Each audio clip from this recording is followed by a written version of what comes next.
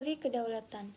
Kedaulatan adalah hak fundamental bagi setiap negara yang ada di dunia sebagai suatu kebutuhan terhadap penyelenggaraan sistem hukum dalam suatu wilayah agar dapat memberikan jaminan terhadap keberlangsungan hidup penduduk dalam wilayah tersebut. Sebagai salah satu subjek hukum internasional, pengakuan internasional terhadap suatu negara didasarkan pada terpenuhi atau tidaknya syarat-syarat pembentukan negara.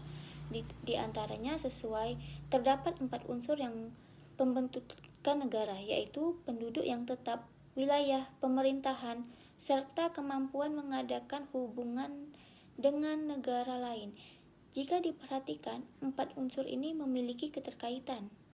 Penduduk dapat dikatakan sebagai suatu kelompok individu yang hidup dalam suatu wilayah yang diakui menjadi teritori suatu negara yang kemudian dikontrol oleh pemerintah yang berdaulat dengan cara membentuk sebuah sistem hukum untuk mengatur dan melindungi penduduk serta wilayah yang diklaim sebagai milik dari negara. Kemudian, kemampuan mengadakan hubungan dengan negara lain dapat dikatakan sebagai penentu apakah negara telah memenuhi ketiga unsur yang telah dikemukakan di atas tadi. Unsur keempat ini pula dapat menjadi alat bagi negara dalam mengadakan hubungan diplomasi, ekonomi, serta militer untuk memberikan jaminan keberlangsungan hidup negara. Negara dan kedaulatan adalah dua hal yang tak dapat dipisahkan keberadaannya karena berbicara mengenai kedaulatan tidak hanya berbicara soal wilayah, melainkan sistem hukum juga. Menjadi suatu instrumen yang tak kalah penting dalam kajian mengenai kedaulatan. Sejarah telah menunjukkan akibat ketidakadaan pengakuan terhadap kedaulatan negara, setidaknya terdapat beberapa perang besar terjadi akibat dari ketidaksadaran itu. Di antaranya adalah Perang Napoleon. Oleh sebab itu, peristiwa-peristiwa ini sangat erat kaitannya dengan pemikiran Hobbes. Hobbes melihat kedaulatan tercipta dari gagasan mengenai rasa tidak aman dan ketakutan. Hobbes sangat percaya bahwa ketakutan akan penaklukan luar adalah fondasi utama dari pembentukan kedaulatan. Itulah kemudian isu mengenai kedaulatan termasuk isu sensitif dalam hubungan internasional, karena sangat berkaitan erat dengan keamanan suatu negara. Sejarah telah mencatatkan berbagai kekacauan yang terjadi akibat dari ketidakmampuan manusia untuk memahami kedaulatan secara utuh. Sejatinya hasil dari setiap perang telah memberikan kontribusi terhadap perkembangan pemikiran kedaulatan yang telah kita nikmati saat ini.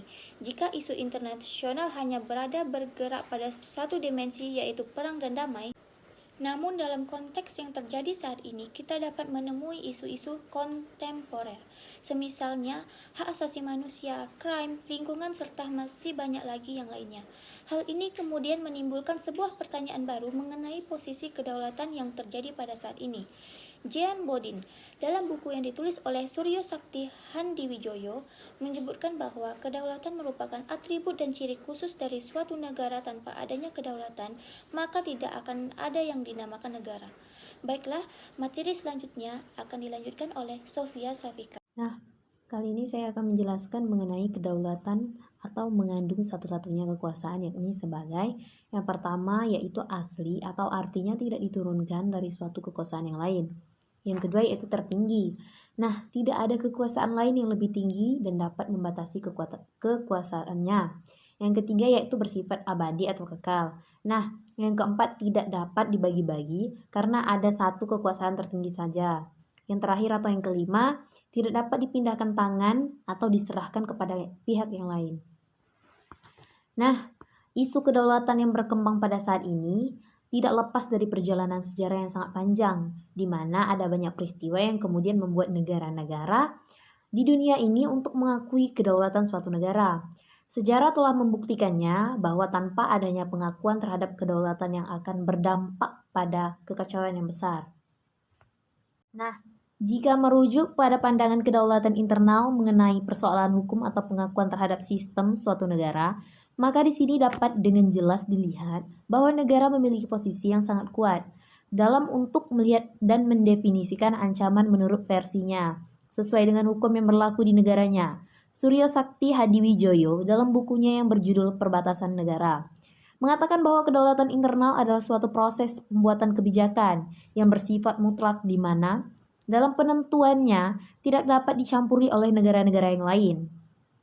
Nah, sesungguhnya dua tipe kedaulatan ini, eksternal dan internal, adalah interpretasi dari berbagai negara. Sebagai yang telah disebutkan di awal, negara memiliki 4 unsur pembentukan sehingga dapat dikatakan sebagai subjek hukum internasional, dan kedaulatan eksternal dan internal adalah kemampuan dari negara untuk membentuk sebuah mekanisme. Nah, untuk kedaulatan ini, kedaulatan adalah suatu aspek penting yang dimiliki oleh suatu negara. Oleh sebab itu, negara memiliki kewajiban untuk mempertahankan kedaulatan dari setiap ancaman yang dihadapi. Nah, posisi Indonesia sebagai subjek hukum internasional yang diakui keberadaannya menjadi salah satu subjek hukum yang berdaulat, maka Indonesia sudah seharusnya mampu memberikan jaminan keamanan bagi para penduduk yang menetap di wilayahnya. Setiap negara yang berdaulat memiliki kemampuan untuk menentukan hukum secara sudut pandangnya terhadap suatu fenomena, dan hal tersebut tidak dapat diganggu-gugat oleh negara-negara yang lain. Nah, kita kembali merujuk kepada Undang-Undang 1945. Perlindungan terhadap warga negara Indonesia menjadi salah satu pilar penting dalam pembentukan negara. Oleh sebab itu, negara sudah berkewajiban untuk menjamin dan memberikan. Selanjutnya masuk ke dalam bab 3, yang di dalamnya menjelaskan mengenai nilai positif, nilai negatif, serta kegunaan dari penelitian ini. Langsung saja masuk ke dalam nilai positifnya. Yang pertama, semakin menguatnya supremasi hukum, demokratisasi, dan tuntutan terhadap dilaksanakannya hak-hak asasi manusia. Yang kedua, semakin menguatnya tuntutan terhadap tugas-tugas dan tanggung jawab dari penegak hukum yang lebih profesional, transparan, serta akuntan. Yang ketiga, menguatnya supremasi sipil dengan mendudukkan tentara dan polisi sebatas penjaga keamanan, ketertiban, serta kedaulatan negara yang profesional. Masuk ke dalam nilai negatif. Yang pertama, peran masyarakat dalam menjaga keamanan, kedaulatan, serta ketertiban negara berkurang karena hal tersebut sudah menjadi tanggung jawab dari pihak tentara dan polisi. Yang kedua, perubahan dunia yang cepat mampu memengaruhi masyarakat, pola pikir masyarakat secara global. Masyarakat seringkali mengajukan tuntutan terhadap pemerintah, dan jika tuntutan itu tidak dipenuhi, maka masyarakat cenderung bertindak anarkis sehingga dapat mengganggu stabilisasi nasional, ketahanan nasional, bahkan mengganggu persatuan dan kesatuan negara. Masuk ke dalam kegunaan penelitian ini, penelitian yang dilakukan oleh yang terkait dengan teori kedaulatan ini berguna untuk menambah wawasan serta menambah pengetahuan kita mengenai teori kedaulatan negara. Mungkin sekian dari pemaparan kelompok kami. Jika ada salah kata mohon dimaafkan. Sekian dan terima kasih.